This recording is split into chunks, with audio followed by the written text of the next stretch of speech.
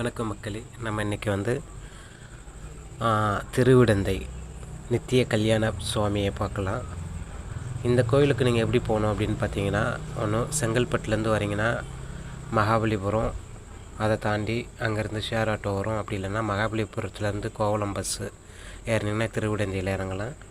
அப்படி இல்லைன்னா சென்னையிலேருந்து போகிறீங்கன்னா நீங்கள் மகாபலிபுரம் பஸ் ஏறி திருவிடந்தையில் இறங்கலாம். அண்ட் லோக்கல் வண்டியுமே இருக்குது, ஆட்டோ ஷேர் ஆட்டோலாம் இருக்குது.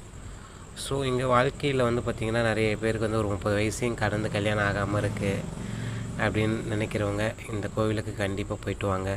அங்கே போய்ட்டு ஒரு வேண்டுதலை வச்சுட்டு வாங்க. இந்த கோவிலுக்கு போகும்போது வெளியில் வந்து மாலை விற்பாங்க. 100 ரூபா தான் வரும் அதிகபட்சம்.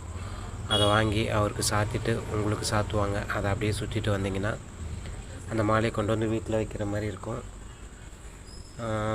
ஸோ கண்டிப்பாக நீங்கள் போய்ட்டு வரணும்.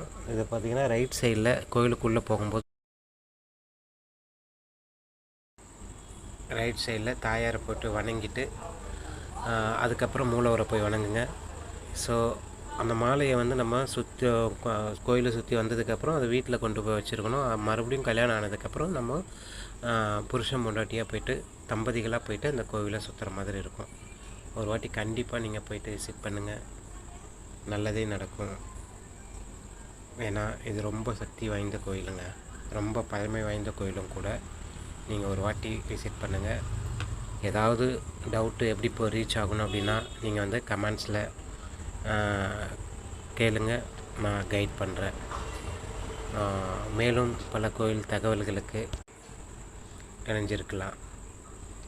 என்னோடய சேனலை சப்ஸ்கிரைப் பண்ணுங்கள், ஷேர் பண்ணுங்கள். தேங்க்யூ.